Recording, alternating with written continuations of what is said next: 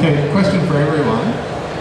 Given you play often you'll play characters that are quite different from yourselves, have you ever learned anything about yourself from playing a character that is different from yourself? Or have you ever seen someone, obviously not when you're in the studio with people very often doing the anime stuff, but have you ever seen people, a side of people that you wouldn't have expected out of their voice acting?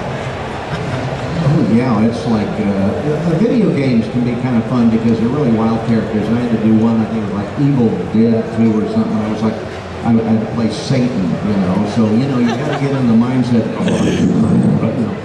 your voice, you know, and all weird sorts of sound effects. And so, yeah, you get into your evil side, you know. You know, Goofy had an evil side, but you can find, it's kind of fun, really. Although it's just play acting, so it's just fun to explore that in a safe environment, and you don't get arrested, you know. So you can go to wherever in the dark recesses of your mind, in acting. For me, I get to play girls quite a bit. I'm a very girly girl. But in games, video games especially, I'll go from the lovely lady who wants to know how much you want to pay to the not so feminine lady. All right, glad you're here, and I don't know why you need to come over here and sit on my lap. And you know, it's like this kind of burly girl. And then I love, I'm doing Tarara right now as Erica, and I get to play a tomboy. And I was a tomboy until I was 8, and then I looked like a girl, and the boys treated me differently. So it's great to tap into that tomboy, where I'm just one of the boys. I get to do that, and I like that a lot. There have been an awful lot of characters. I mean, I've been doing this for a long time as well, and gotten a chance to do a lot of really fun roles. And I don't know about you guys, but for me, one of my favorite things is to get cast in little teeny incidental roles that you can just really go over the top with and have fun with. They don't have to sound like you. They're very stylized and stereotypical sometimes, and you're able to get away with doing something like that because it's not a lead role that needs to be, you know, believable and realistic. So you can be really wacky. And there have been a lot of those characters that I've absolutely loved playing. I did really enjoy playing the twins in Vampire Night because as an actor, it was such a fun thing to play characters that actually talk to each other and interact with each other and try to differentiate between them while still at the same time it's very clear that they're twin brothers and they sound the same, but it's really an intention that's different. The tone of the voice isn't necessarily different, but their attitude is so different. So that was a lot of fun for me as well. But there are always those, what do we learn about ourselves? Well, when I did Dragon Ball Z, I learned that I am not designed to yell and power up and go Super Saiyan for very long. That's what I learned. Some guys have that titanium larynx that they can scream bloody murder for 10 hours and they're fine. I'm not one of those guys. So that's one thing I learned about myself. Question? I actually had this question before you started talking there, Vic, but I wanted to know, you guys have these roles that you're obviously well known for, but I wanted to know your favourite bit or parts that people don't necessarily know you for? I love the little incidental roles that maybe no one else knows that it's you. One of the disciplines of voice acting is called ADR, or looping. And so with a loop group that you get into, you have background sounds and crowd scenes and incidental characters. And I've done a lot of the Pixar movies, doing that Toy Story, Toy Story 2, Bugs Life, Monsters, Inc., those kind of movies. And for example, in Toy Story, if you ever see that, the Pizza Planet, I'm the mission control guy, kind of saying, T-minus 29, 28, 27, that kind of thing. And Monsters Inc., the little yellow guys that are running around, a lot of that's me. A very obscure thing.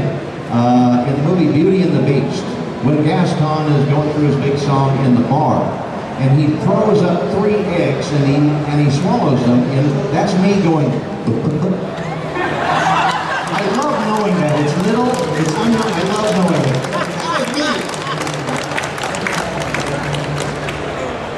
I love that you mentioned ADR because that's something that I do as well. I'm in a loop group called The Final Word, and We worked on the new Wall Street movie, I'm on The Good Wife, Entourage, Californication, and a lot of horror movies. And the one thing I found out about myself that I never knew is I'm an amazing screamer. So in Captivity and The Unborn, there are some really scary moments, either of victims that are uncomfortable at the moment, or evil spirits coming in. A lot of those sounds happen to be me, and it's sometimes fun to be in a theater and see people cringing and know that it's me that's making them so frightened. A lot of characters that are, like we talked about, a lot of those little teeny roles, and after a while you've done so many of them that they kind of blend together, and you have a hard time zeroing in on one. But there are a lot of animated series that I've done that went direct to DVD, and so they weren't well known. There are a couple, one in particular that I absolutely loved was a show called Air. Yes, that one. Beautiful, beautiful show. And then a lot of fun, wacky ones, obviously, that we get a kick out of. There's one coming out I mentioned the other day in my panel called Oh Edo Rocket, which is a really crazy, fun show. And that character that I played was very atypical of the normal voice that I do, so that was a lot of fun as well. But one time I was doing a series, and one of the lead characters, they had missed a line that he was supposed to do. And he was gone. He was out of the country. And so they asked me to try to basically voice match him for this one line. And it was really fun, because it's somebody that I know. I'm not going to say his name, but he's somebody that you guys would know. And it was really fun to just drop this one little line right in the middle of his dialogue with somebody else and try to match him. And it's one thing that hopefully if you do it right, no one will ever know that it was you. As opposed to wanting somebody to know, that's one of those occasions where you want to make sure they don't know that it's anyone else but him. So that was fun. I hate to interject, but on the ADR, I forgot. I didn't know that some of the lead actors don't know you're revoicing them. And one day I was at a session, and there was a young lady who had some, maybe it was dental work or facial work, but she couldn't move her mouth very well during the episode. So she was talking like this, and so they wanted somebody who could maybe voice her, and she didn't sound like this. So I redid the voice, and she walked in, and she said, "Oh, well, what's ADR?" I said, "Oh, we revoice some of the leads, and sometimes when they miss things on the cut, we revoice you." And she said, "Like who?" And I said, "Like you." And the producer was right behind her going, "She doesn't know, she doesn't know." And I said, "Or someone like you." They sometimes don't like that. Last year we had some people, we had a person confess to being a professional trombonist in their spare time. Is there any interesting talents or previous jobs that you'd like to confess to?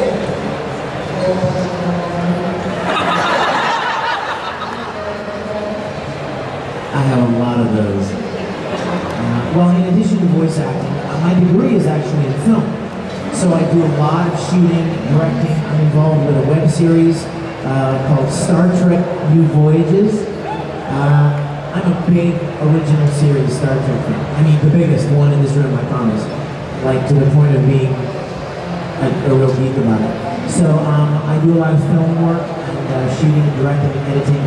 I also do a lot of music work. A lot of you guys know some about my music. I write music for commercials and post scores and stuff, and then I have several albums out. Yeah, I've done a lot. I've had a lot of weird jobs over the years there. A lot of weird ones. I was a chauffeur. I was a police officer. I was a school teacher. I was an ex-convict. No, I wasn't. No, I wasn't. Yeah, you know, all through the years early on, you're like your 20s, when you're trying to pay the bills and trying to get to something that you really love doing, you have to get through those jobs. But yeah, I've had a lot of fun with those jobs. How about you?